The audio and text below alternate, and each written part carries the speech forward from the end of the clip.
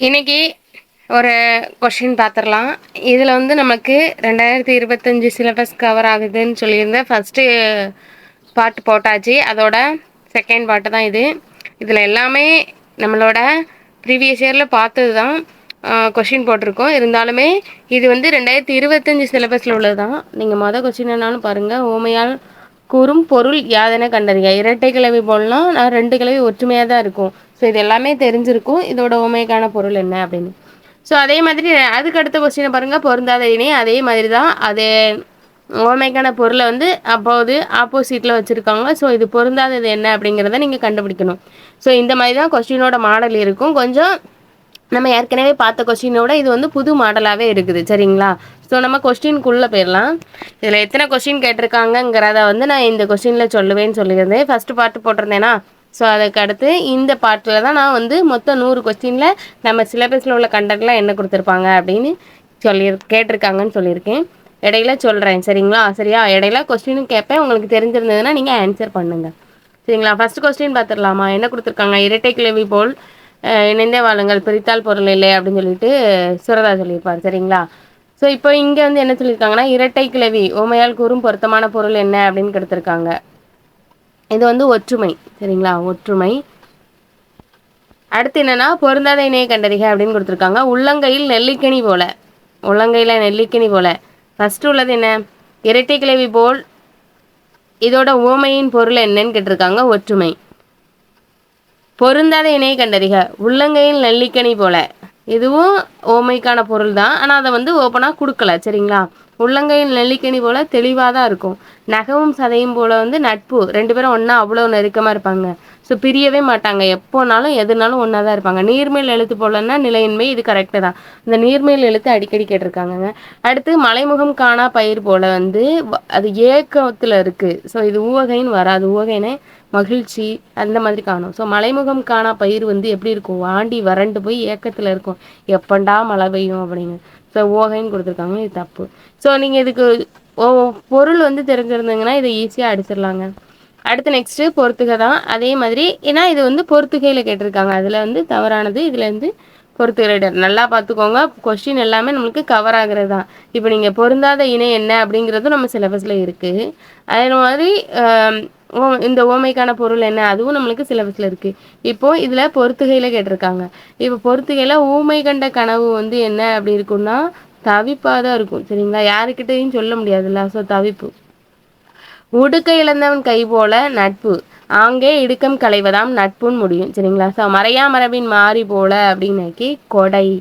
ஒருமையில் அமை போல அடக்கம். ஐந்தடக்கல் ஆட்சி நேர்மையும் ஏமா புடைத்து. இது எல்லாமே திருக்குறள்ல இருந்து கேட்டிருக்காங்க. பார்த்தீங்களா?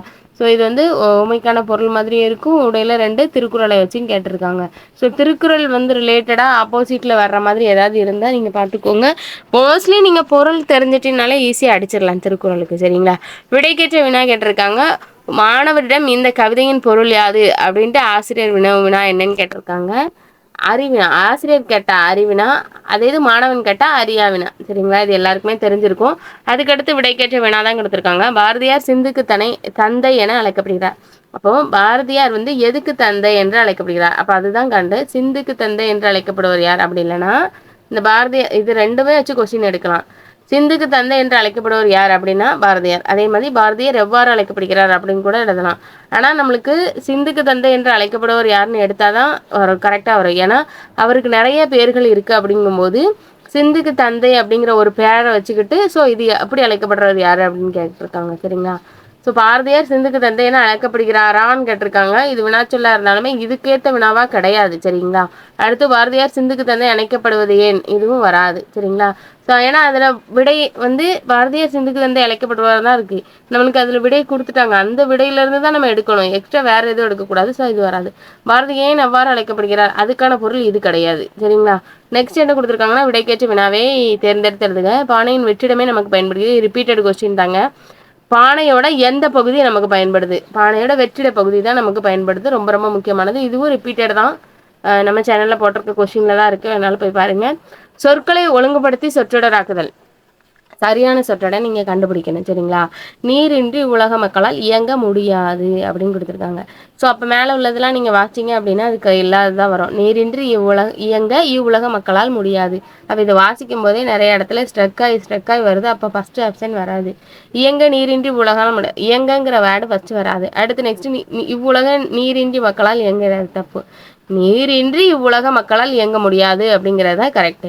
வேர் சொல்ல கொடுத்து வினைமுற்று வினையாளின் பெயர் கேட்பாங்கன்னு சொல்லியிருந்தேன்னா, ஸோ மேலே ஒரு 6 கொஸ்டின் கேட்டிருந்தாங்க. அதுக்கு அடுத்த கொஸ்டின் தான் இது சரிங்களா. ஸோ நெக்ஸ்ட்டு படிங்கிறதுக்கு வந்து படித்தவர் 6 கொஸ்டினுமே வரிசையாக வந்தது. இப்போ உங்க இருங்க மேலே வந்து என்ன கொடுத்துருக்காங்க அப்படின்னா சொற்களை ஒழுங்குபடுத்தி சொற்றொடர் கேட்டிருக்காங்க. அடுத்து வேர் சொல் கொடுத்துருக்காங்க. அடுத்து அகரவரிசைக்கு போயிருக்காங்க.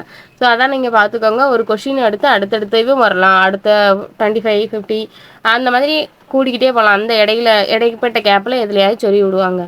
இது எதுக்கு அப்படின்னாக்கி நம்ம ஒரு வேளை நம்மளுக்கு குழப்பிச்சு அப்படின்னா நம்ம திருப்பி பார்க்கும்போது இந்த 25 பேஜை திருப்பினா தான் இதுக்கான ரிலேட்டட் கொஸ்டின் அங்கே இருக்குது. ஸோ அப்படி திருப்பி பார்க்கும்போது நம்மளுக்கு என்ன ஆகும், டைம் வேஸ்ட் ஆகும்.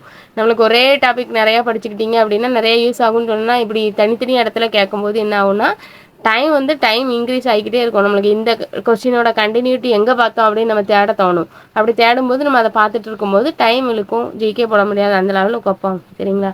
ஸோ அதனால தான் சொல்கிறேன் கொஸ்டின் நல்லா பார்த்துக்கோங்க. நல்லா பார்த்தோன்னே போடுற லெவலுக்கு படித்து வச்சுக்கோங்க. டவுட் வர்ற அளவுக்கு திரும்புகிற அளவுக்கு வச்சுக்காதீங்க. நெக்ஸ்ட்டு அகர வரிசையில் எடுத்துருக்காங்க. இது கேக்காக்கி வரிசை தான். ஸோ அதை பார்த்தோன்னே நீங்கள் பிடிச்சிடலாம். எந்த இடத்துல இருக்குது அப்படின்னு அடித்தாலே நீங்கள் ஈஸியாக போட்டுடலாங்க. ஏன்னா ஃபஸ்ட் ஆப்ஷனில் கா, செகண்ட் ஆப்ஷன் கா, ரெண்டாவது ஆப்ஷன்லேயும் கா தான். ஸோ அதனால் நீங்கள் ஃபோர்த் ஆப்ஷன்லேயும் கா தான். அப்படி இருக்கும்போது சி மட்டும்தான் உங்களுக்கு கரெக்டாக இருக்குது சரிங்களா. ஸோ ஃபஸ்ட்டு 59வது கொஸ்டினுக்கு சி தான் ஆன்சர். நெக்ஸ்ட்டு அகர வரிசை தான் கேட்டிருக்காங்க. இதுவும் கேக்கா கி அந்த இங்கே ரிலேட்டடாக நீங்கள் உயிர்மை எழுத்துக்களில் ஃபஸ்ட்டு எது வரும் அப்படின்னு நீங்கள் தெரிஞ்சாலே நீங்கள் ஈஸியாக அடிச்சிடலாங்க. ஃபஸ்ட்டு கிழக்கு இருக்குது. கேக்கா கி கு கே கோவெல்லாம் லாஸ்ட்டு தான் வரணும். அதுக்கப்புறம் தான் வரணும் சரிங்களா. ஸோ நல்லா பார்த்துக்கோங்க. நெக்ஸ்ட்டு என்ன கொடுத்துருக்காங்கன்னா வேர் சொல்லு நம்ம மேலே கேட்டிருந்தாங்களா. ஸோ அதே மாதிரி தான் இந்த இடத்துல வேர்ச்சொல் வினைமுற்று வினையாளனின் பெயர் மட்டுமே கிட்டத்தட்ட 9 கொஸ்டின் கேட்டிருக்காங்க. நான் ஏற்கனவே உங்களுக்கு சொல்லியிருக்கேன். வேர்ச்சொல் வினைமுற்று வினையாளனின் பெயர் தொழில் பெயர், அதுக்கப்புறம் இன்னொன்று எவ்வகை வாக்கியம் என்ன கண்டறிஞ்சால் தன்வினை பிறவினை செய்வினை செய்யப்பாட்டு வினை ப்ளஸ் இங்கிலீஷ் டிரான்ஸ்லேஷன். இதை படித்தாலே உங்களுக்கு 15 கொஸ்டின் கவர் ஆயிரும். எப்படி அவங்க கேட்டாலுமே 15 கொஸ்டின் கவர் ஆயிரும்னு சொல்லியிருந்தேன். இருந்தாலுமே உங்களுக்கு அதுக்கான தெளிவான விடையே இந்த கொஸ்டினில் இருக்குங்க. கிட்டத்தட்ட 9 கொஸ்டின் வந்து வேர்ச்சொல் வினைமுற்று கேட்டிருக்காங்க. வேர்ச்சொல் வினைமுற்று 9னா தன்வினை பிறவினை செய்வினை செய்யப்பாட்டு வினை ரிலேட்டடாக ஒரு 4-5 கொஸ்டின் கேட்பாங்க. இப்போ அதெல்லாம் சேர்த்தோம் அப்படின்னா இதிலே ஒரு 14 வந்துடுது. இது போல் இங்கிலீஷ் டிரான்ஸ்லேஷன் கிட்டத்தட்ட அதுவுமே ஒரு 9 கொஸ்டின் இந்த கொஸ்டினில் கேட்டிருக்காங்க. அப்போ நீங்கள் பார்த்தீங்கன்னா கிட்டத்தட்ட 25 கொஸ்டின் இதில் இந்த நான் சொல்கிறதுலேருந்து கவர் ஆகுது. இந்த கொஸ்டின் எலிஜிபிளாக இருந்தாலுமே இதில் 25 தான் கவர் ஆகுது.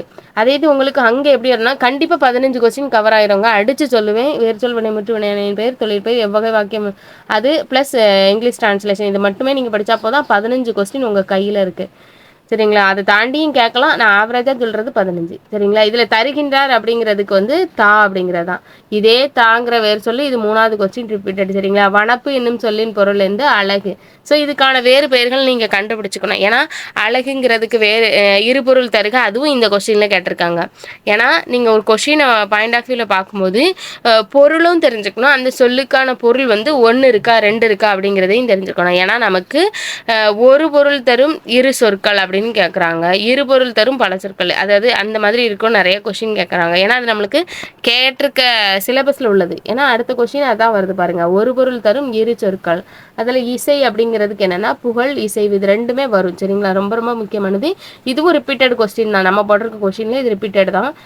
அதுக்கப்புறம் பிழையற்ற தொடரை கண்டறிய. பிழையற்ற தொடரில் ஏரியில் குளித்து விட்டு மலை மீது ஏறினான் அப்படிங்கிறது தான் கரெக்டு.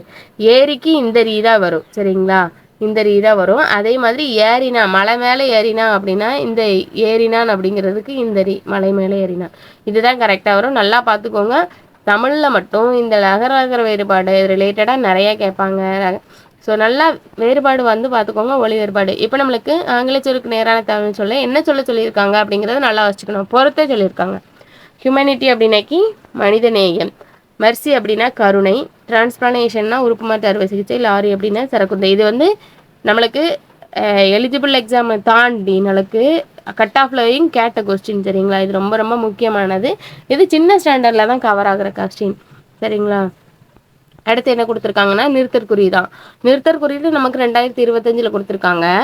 இதில் வந்து நிறுத்தற்குறியீடு அறியல பள்ளி மாணவர்கள் ஆம் என்பதை போல தலையாட்டினார்கள். ஸோ நீங்கள் இதில் வந்து அவங்க நிறைய கொடுத்துருக்காங்க, வரியை கொடுத்துட்டாங்க, அந்த வரிக்கான 4 ஆப்ஷன் கொடுத்துட்டாங்க. நீங்கள் இதில் எது கரெக்டுன்னு கண்டுபிடிக்கணும். மாணவர்கள் ஆம் என்பதை போல தலையாட்டினார்கள் அப்படிங்கிறது தான் கரெக்டு சரிங்களா. ஸோ ஆம்ங்கிறதுக்கு மட்டும்தான் நம்மளுக்கு மேலே வரணும், வேறு எந்த இதுக்குமே வராது, ஆச்சரியக்குறியாக வராது. இந்த இடத்துல தலையாட்டினர்களுக்கு லாஸ்ட்டு ஆச்சரியக்குறி வராது. மாணவர்கள் அப்படிங்கிற இடத்துல ஆச்சரியக்குறி வர சான்ஸே கிடையாது. அது ஒரு விழிச்சொல்லும் கிடையாது, வியப்பு சொல்லும் கிடையாது சரிங்களா. நெக்ஸ்ட் என்னென்னா பிழை நீக்கி எழுதுக கேட்டிருக்காங்க. துன்பத்தால் பொறுத்துக்கொள்பவனே வெற்றி பெறுவான் அப்படின்னு சொல்லியிருக்காங்க. துன்பத்தால் பொறுத்துக்கொள்வான் இல்லை, துன்பத்தை பொறுத்துக்கொள்பவனே வெற்றி கொள்வான் அப்படிங்கிறது தான் கரெக்டு. ஐ ஆல் கு இன்னது கண் உங்களுக்கு தெரியல, வேற்றுமை உறவுகள் அது ரிலேட்டடாக நீங்கள் இதை கண்டுபிடிக்கணும். ஸோ இதில் பிழை நீக்குதல் டாப்பிக்கு உங்களுக்கு கொடுத்துருக்காங்க சரிங்களா. ஸோ நெக்ஸ்ட் என்ன கொடுத்துருக்காங்கன்னா எதிர்ச்சொல். நம்ம ஏற்கனவே சொல்லியிருக்கோம், சேர்த்தெழுக சிறுத்தெழுதுக எதிர்ச்சொல். கிட்டத்தட்ட இந்த 3 டாப்பிக்லேருந்து 5 கொஸ்டின் கிட்ட வரும் அப்படின்னு நான் சொல்லியிருந்தேன். அதே மாதிரி இந்த 3 எதிர்ச்சொல், சேர்த்தெழுதுக, பிரித்தெழுதுகளை மட்டுமே நம்மளுக்கு எத்தனை கொஸ்டின் கேட்டிருக்காங்கன்னா 6 கொஸ்டின், இந்த 3 சேர்ந்து சரிங்களா. ஸோ இப்போ எதிர்ச்சொல்லில் உதித்த அப்படிங்கிறதுக்கு மறைந்த அப்படிங்கிறது தான் எதிர்ச்சொல். பொருந்தாத பெயரை கண்டறிக அப்படின்னு கேட்டிருக்காங்க. இதில் ஈஸியாக நீங்கள் பார்த்தோன்னே கண்டுபிடித்தலாம். ஔவையார், காவற்பெண்டு, நப்பசலையார் இவங்க எல்லாமே யாருன்னா புலவர்கள் சரிங்களா. இது நீலாம்பிகை அம்மையார் நார்மலாக உள்ள மக்கள் மாதிரி தான். இப்போ இவங்களாம் சங்க காலத்தில் வருவாங்கன்னு வச்சுக்கோங்களேன். இப்போ நார்மலாக உள்ளவங்க தான் நீலாம்பிகை அம்மையார். ஈஸியாகவே நீங்கள் தூக்கிடலாம். அடுத்து என்ன கொடுத்துருக்காங்கன்னா பொருந்தாத சொல்லை கண்டறிய. இதுவுமே உங்களுக்கு இலக்கணம் சார்ந்த கொஸ்டின் தான். இதை எப்படி பார்க்கணும் அப்படின்னா கசட தபர வல்லினமாம் நென நமன மெல்லினமா. ஸோ எரள வளல இடையினமா இதெல்லாம் இடையின எழுத்துக்கள், அதில் மெல்லின எழுத்துக்கள் வந்து நெஞ்சு வருது. ஸோ அதனால் இது வராது. ஸோ நல்லா பார்த்துக்கோங்க, எந்த மாதிரி பொருந்தாத சொல்லி கேட்க ஆரம்பிச்சிருக்காங்க அப்படிங்கிறத பார்த்துக்கோங்க. 2023 நடந்தது தான் சரிங்களா. ரொம்ப நல்லா பார்த்துக்கோங்க. நெக்ஸ்ட்டு பொருந்தாத சொல்லை கண்டறிங்க அப்படின்னு கேட்டிருக்காங்க. இதில் வந்து நீங்கள் தவறானது என்னன்னு கண்டுபிடிக்கணும். அப்போ தவறானது இணை கண்டுபிடிக்கும் போதுன்னா நீங்கள் சரியான சொல்லும் பொருள் நிறையா படிச்சிருப்பீங்கல்ல, அது தெரிஞ்சாலே போதுங்க.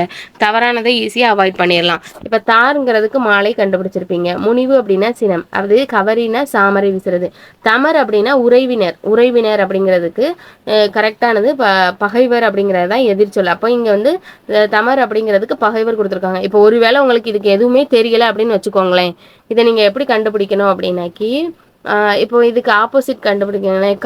காலை மாலை அந்த மாதிரி நீங்கள் ஆப்போசிட் கண்டுபிடிக்கும் போது இந்த இடத்துல ஏதாவது தாருக்கு இது வருதா அப்படின்னு பார்த்தீங்கன்னா வராது. இப்போ பகைவர் நண்பர் பகைவர் அப்படிங்கிற மாதிரி நீங்கள் கண்டுபிடிச்சிடலாம். ஸோ அதில் வந்து இப்போ நண்பர் இருந்தால் பகைவர்னு வரலாம். ஸோ எதிர்ச்சொல் வர்ற மாதிரி இது கண்டிப்பாக இருக்குது. ஸோ அப்போ இந்த இது கூட நீங்கள் கரெக்டாக ஆப்ஷன் போட்டுடலாம். அதே மாதிரி மோஸ்ட்லி உங்களுக்கு தெரியாத ஆப்ஷனுக்கு நீங்கள் பி போட்டிங்கனாலும் ஈஸியாக இருந்துடலாம். ஸோ நான் இதுக்கு ஏன் சொல்கிறேன் அப்படின்னா இந்த டாப்பிக்கை நீங்கள் ஒரு 90-95 கொஸ்டின் போட்டிங்க, 5 கொஸ்டின் தெரில, எப்படி அவாய்ட் பண்ணி கொஸ்டின் போடலாங்கும் போது நீங்கள் இந்த மாதிரி கண்டுபிடிக்கலாம் சரிங்களா, கண்டுபிடிச்சி போடலாம். ஸோ மோஸ்ட்லி நீங்கள் சொல்லும் பொருளும் படித்தாலே இந்த டாபிக் அடிச்சிடலாங்க. வேறு என்ன அடுத்து நெக்ஸ்ட் கொடுத்துருக்காங்க. ஒரு 10லேருந்து அதுக்கான வினையை தேர்ந்தெடுத்து எழுதணும். இது வந்து நான் உங்களுக்கு ஏற்கனவே சொல்லியிருக்கேன். இந்த டாபிக் கொஸ்டின் ஏன் கேட்குறாங்க அப்படின்னாக்கி மக்களோட மைண்ட் செட்டை குலைக்கிறதுக்கு தான் கேட்பாங்க. அது மட்டும் இல்லை, அந்த ஜிகே டாப்பிக்லேருந்து இவங்க போடக்கூடாது அப்படிங்கிற மாதிரி வச்சு இந்த மாதிரி கொஸ்டின் இதை நிறைய நேரம் வச்சுட்டு இருந்தால் அங்கே போயிடும்ல டைமு, அதே மாதிரி தான். ஸோ இப்போ மக்கள் வாழ்வில் பிறந்தது முதலாக நடத்தப்படுகின்ற விழாக்களில் ஒன்று தான் விழாக்களுக்கென்று விழா. அந்த விழா தனக்கென்று ஒரு தனியிடம் பெறுகிறது. மனித மாண்புகளை எடுத்துரைக்கும் விழா பண்பாட்டின் வெளிப்பாடாகவும் திகழ்கிறது. அவ்வகையில் புகார் நகரோடு அதிகம் தொடர்புடைய நிகழ்ந்த இந்திர விழா, இந்திர விழாவை பற்றி தான் சொல்லியிருக்காங்க. ஸோ அது சிலப்பதிகாரத்தில் மணிமேகலையும் விவரித்து சொல்லியிருக்காங்க. இந்திர விழாவை எடுப்பது தெருக்களில் புதிய மணலை பரப்பிடுவாங்க. நிழல் தரும் ஊர் மன்றங்கள் நல்லெண்ணெய் பற்றி சொற்பொழிவாற்றுவாங்க. இவ்வளோ 28 நாட்கள் நடக்கும் அப்படின்னு சொல்லிட்டாங்க. ஸோ இப்போ இதில் என்ன கொடுத்துருக்காங்கன்னா சரியான விடை தான் நீங்கள் தேர்ந்தெடுத்து எழுதணும். நாங்கள் கொஸ்டின் 72லேருந்து 76 வரைக்கும் கேட்டிருக்கோம்னு சொல்லிட்டாங்க. ஸோ ஃபஸ்ட்டு 72வது கொஸ்டின் பார்த்துருக்கலாமா. மக்கள் வாழ்வில் பிறந்தது முதலாக நடத்தப்படுகின்ற நிகழ்வுகளில் தனியிடம் பெறுவது எதுன்னு கொடுத்துருக்காங்க. ஸோ தனியிடம் பெறுவது விழா தான். அடுத்து விழாக்களோட எவ்விடம், அதாவது பண்பாட்டோட வெளிப்பாடாக தான் இருக்குது நமக்கு இதை வந்து நம்மளுக்கு வாட்டிசாட்டில் கேட்கலாம். விழாக்கள் எவற்றின் வெளிப்பாடாக உள்ளது அப்படின்னு நம்மளுக்கு கேட்பாங்க. ஸோ நல்லா பார்த்துக்கோங்க. எதோட வெளிப்பாடு அப்படின்னு பார்த்துக்கிட்டிங்க அப்படின்னா நம்மளோட பண்பாட்டோட வெளிப்பாடு தான். அடுத்து இந்திர விழா என் நகரோடு தொடர்புடையது அப்படின்னா புகார் நகரத்தோட தொடர்புடையது. இதை பற்றி நம்மளுக்கு சிலப்பதிகாரம் மணிமேகலையும் சொல்லுது. இந்திர விழா என்பது தெருக்களில் புது மணலை நிரப்புவாங்க. ஸோ ரீசெண்டாக நம்ம சின்ன வயசில் நடக்கும்போது கூட ஸ்கூல்லலாம் ஸ்கூல் முடிஞ்சு இன்னைக்கு திருவிழா அப்படின்னு போகிறப்போ அப்போ பார்த்தோன்னா தெருலலாம் மண்ணெல்லாம் நிரப்பி போட்டிருப்பாங்க. இப்போலாம் அதுக்கு வாய்ப்பே கிடையாதுங்க. ஏன்னா எல்லா பக்கமும் சிமெண்ட் போட்டாங்க. எங்கேயுமே தண்ணி தேங்க இடமும் கிடையாது. திடீர்னு மழை பெஞ்சா தண்ணிலாம் தேங்குறதுக்கு எங்கேயுமே இடம் கிடையாது. ஆத்தோலாம் தான் எங்கேயோ உடச்சி போயிடும். ஸோ அதெல்லாம் நேரம் போனால் பேசிகிட்டே இருக்கலாம். ஸோ ஆனால் இப்போ வந்து மண் நிரப்ப வேண்டிய அவசியமே கிடையாது. ஸோ அதுக்கடுத்து என்ன கொடுத்துருக்காங்கன்னா புது மண்ணை நிரப்புவாங்க சரிங்களா.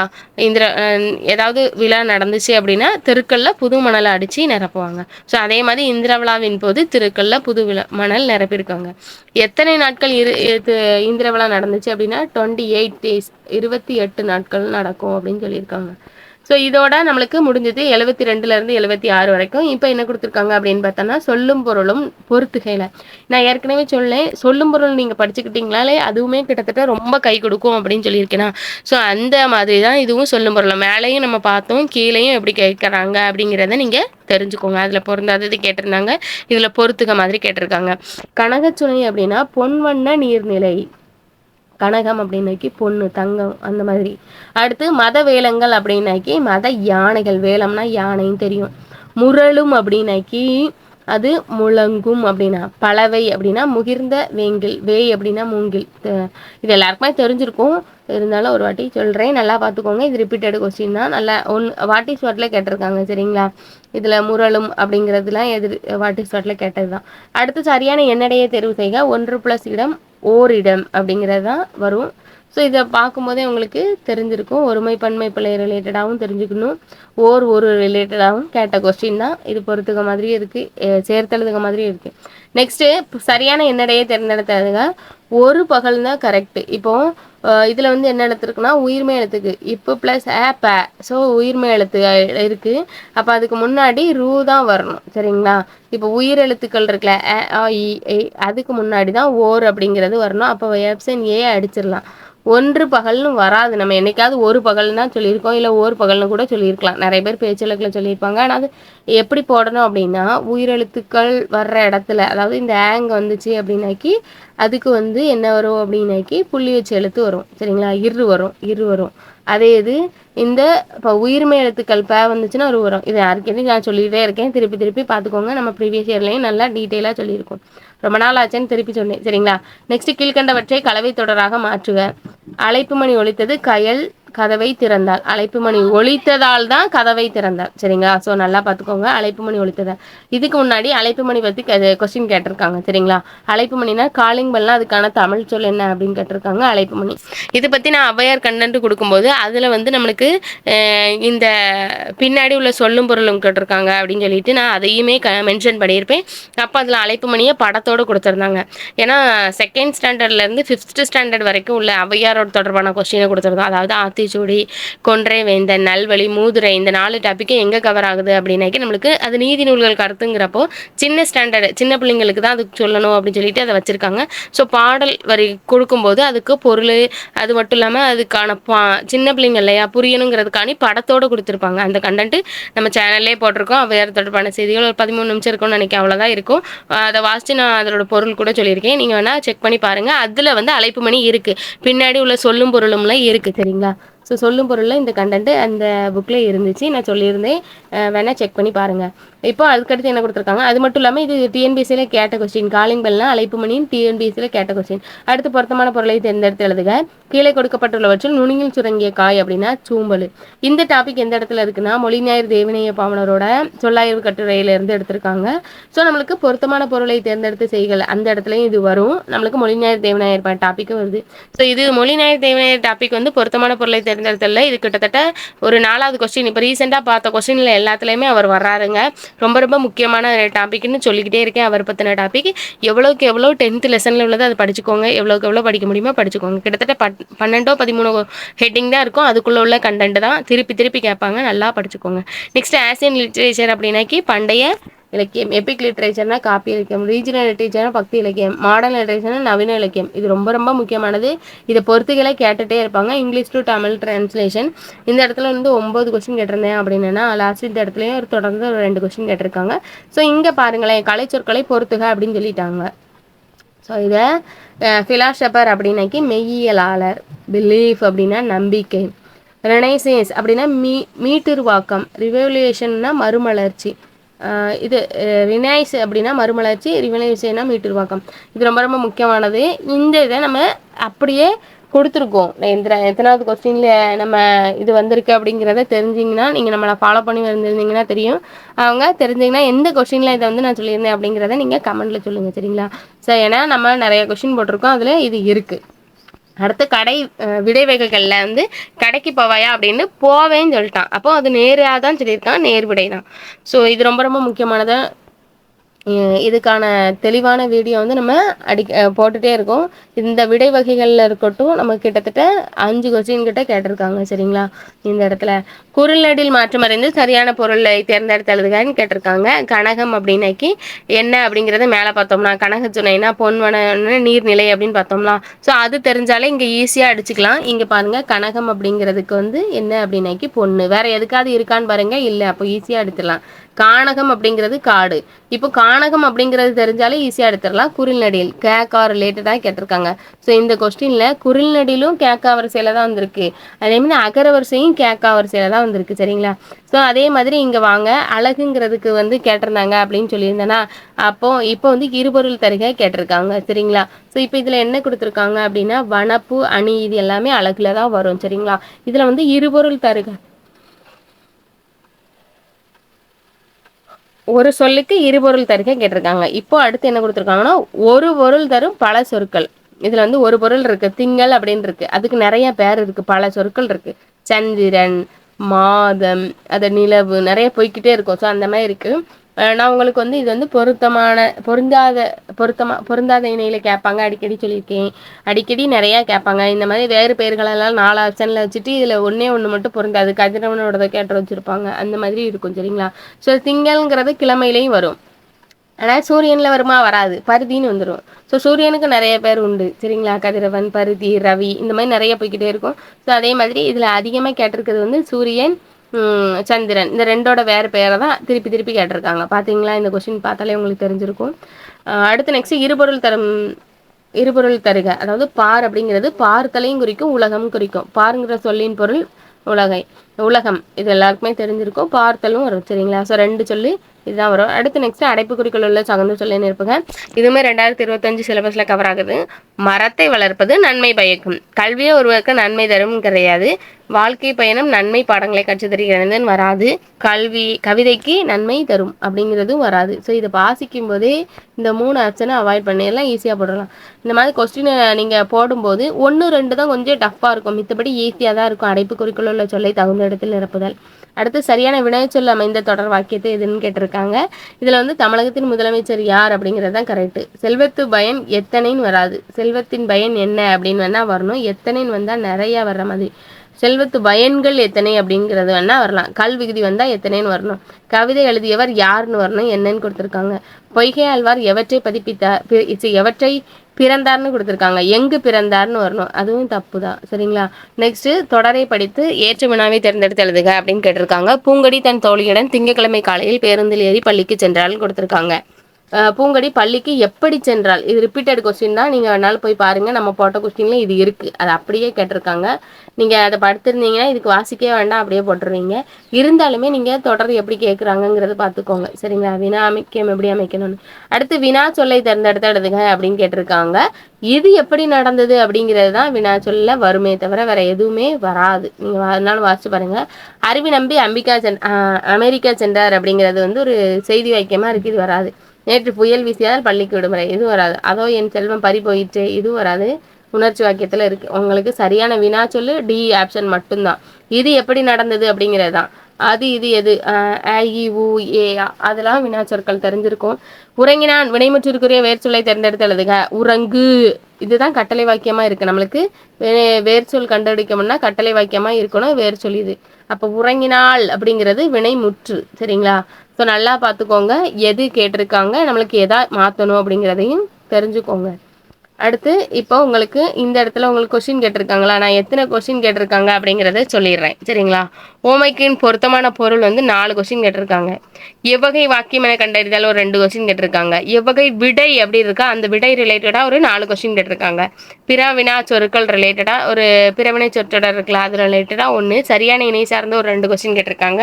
அடுத்து சொற்களை ஒழுங்குபடுத்துக, சொற்களை ஒழுங்குபடுத்தி சொற்றொடர் ஆக்குதல் 2 கொஸ்டின் கேட்டிருக்காங்க. வேர்ச்சொல் வினைமுற்று வினையலின் பெயர் சார்ந்து கிட்டத்தட்ட 9 கொஸ்டின் கேட்டிருக்காங்கன்னு சொல்லியிருந்தேன்னா, அடுத்து சரியான தொடர் என்ன அப்படிங்கிறத கண்டுபிடிச்சு ஒரு கொஸ்டின் கேட்டிருக்காங்க. ஒலி மற்றும் பொருள் வேறுபாடு சார்ந்த ஒரு கொஸ்டின் கேட்டிருக்காங்க.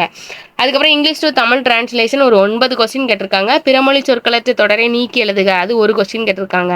இப்போ நீங்க அப்படி இப்போ இங்கிலீஷ் டு தமிழ் டிரான்ஸ்லேஷன் ரிலேட்டடா பார்த்தீங்கனாலே இதுலயே ஒரு 10 கொஸ்டின் கவர் ஆகுது. ஆனால் பிறமொழி சொற்களை தனி லிஸ்ட்ல நான் வச்சுட்டேன் சரிங்களா. So English to Tamil translation 1, பிறமொழி சொற்களை நீக்கி எழுதுக 1. அடுத்து வலுவு சொற்களை நீக்கி எழுதுக அது 1 கொஸ்டின். பிழையற்ற வாக்கியத்தை கண்டறிய 3 கொஸ்டின். எதிர்ச்சொல் கிட்டத்தட்ட 3 கொஸ்டின் கேட்டிருக்காங்க. சேர்த்தெழுதுக 2 கொஸ்டின், பிரித்தெழுதுக 1 கொஸ்டின். ஒருமைப்பன்மை பிழை சார்ந்த நீக்கி எழுதுக 1 கொஸ்டின். பாடல் வரியை கொடுத்துட்டு அதோட பொருளை கண்டுபிடிக்கணும். அந்த பொருளில் சொல்லும் பொருளும் கேட்டிருக்காங்க சரிங்களா. ஸோ அது 1. இப்போ பொறுத்துகளில் சொல்லும் பொருளும் ரிலேட்டடாக ஒரு 2 கொஸ்டின் கேட்டிருக்காங்க. ஆனால் மொத்தமாக பார்த்துக்கிட்டிங்கன்னா சொல்லும் பொருளும் வாட் இஸ் வாட்ல கேட்ட எல்லாம் சேர்த்து சொல்லும் பொருளும் ரிலேட்டடாக பார்த்துக்கிட்டிங்க அப்படின்னா ஒரு 5 கொஸ்டின் கேட்டிருக்காங்க. வெளித்தொடர் ரிலேட்டடாக ஒரு கொஸ்டின். கோடிட்ட இடத்தை நிரப்புக அதாவது கண்ணி அப்படிங்கிறது வந்து 2 அடியில் எதுகையால் தொடுக்கப்படும் சொல். ஸோ அந்த கண்ணி ரிலேட்டடாக வந்து பிரித்தெழுதுக கேட்டிருக்காங்க. ஸோ இது வந்து பாக்ஸ் கண்டென்ட் அப்படிங்கும்போது இதையும் நல்லா படிச்சுக்கணும் சரிங்களா. அடுத்து கூட்டப்பெயரை கண்டறிய கூட்டப்பெயர் ரிலேட்டடாக கேட்டிருக்காங்க. அடுத்து என்ன கொஸ்டின் கேட்டிருக்காங்கன்னா சரியான கூற்று எது அப்படிங்கிறது, கூற்று காரணம் சரியா தவறா அப்படிங்கிறது 2 கொஸ்டின். குறில்நடில் இணைத்தரை அது வந்து 2 கொஸ்டின். அடைப்புக்குறிக்குள் உள்ள சொல்லை தகுந்த இடத்தில் நிரப்புக அதுவும் ஒரு 2 கொஸ்டின் கேட்டிருக்காங்க. சரியான இணைப்பு சொல் இதுதான் ரொம்ப ரொம்ப முக்கியமானது. இந்த சரியான இணைப்பு சொல் வந்து 2025 சிலபஸ்ல சேர்த்தது தான். இதுல இருந்து 3 கொஸ்டின் கேட்டிருக்காங்க.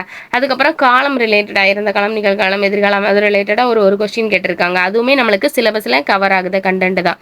புதிய சொல்லை உருவாக்குறது இப்போ வின் மீன் அப்படிங்கிற மாதிரி உருவாக்கலாம். அந்த மாதிரி இதுல சோளத்தட்டு அப்படின்னு கேட்டிருக்காங்க. சோளத்தட்டை தான் கேள்விப்பட்டிருக்கேன், தட்டுன்னுலாம் இருக்கு பார்த்துக்கோங்க. அந்த மாதிரி ஒரு புதிய சொல் உருவாக்குதல்ல இருந்து ஒரு கொஸ்டின் கேட்டிருக்காங்க. பேச்சு வழக்குல இருந்து எழுத்து வழக்கு மாத்திரம் அப்படிங்கும்போது 2 கொஸ்டின் கேட்டிருக்காங்க சரிங்களா. ஸோ அதுக்கப்புறம் சரியான நிறுத்தற் குறியீடு. இந்த சரியான நிறுத்தற் குறியீடுல நம்ம டஃப்பானதெல்லாம் நிறைய பார்த்துருக்கோம். அதாவது 2 வரைக்கும் இருக்கும். அந்த 2 வரியெல்லாம் மாற்றி எழுதுற மாதிரிலாம் கொடுத்துருக்காங்க. ஆனால் இந்த இடத்துல வந்து உங்களுக்கு கொஞ்சம் சின்னதாக தான் இருக்கும். ஒரு 4 கொஸ்டின் கேட்டிருக்காங்க.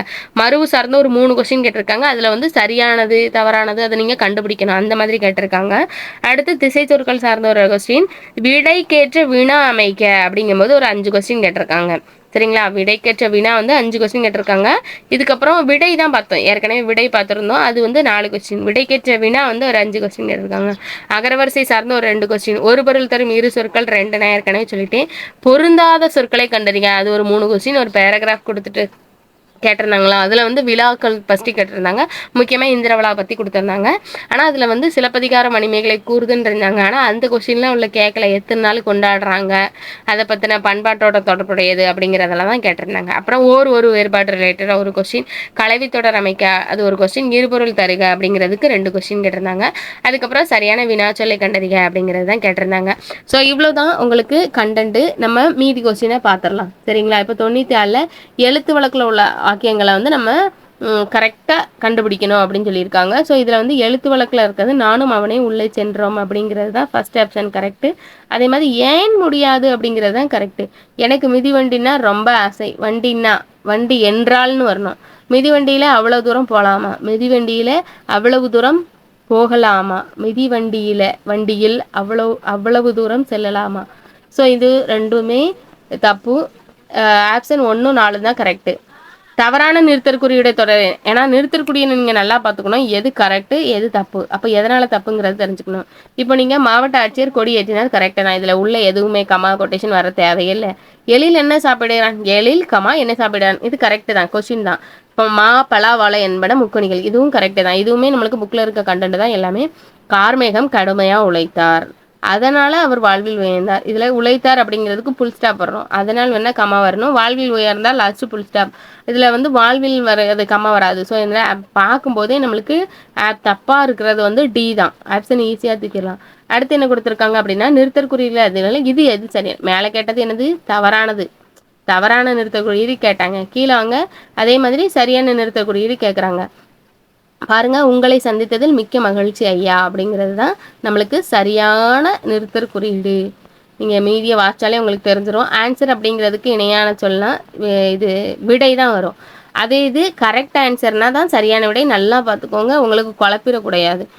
அடுத்து நெக்ஸ்ட் என்னென்னா சரியான இணை கேட்டிருக்காங்க. குசினி அப்படின்னா சமையலறை, இது எல்லாருக்குமே தெரிஞ்சிருக்கும். அதாவது பழைய புக்கெலாம் படித்தவங்களுக்கு தெரிஞ்சிருக்கும்.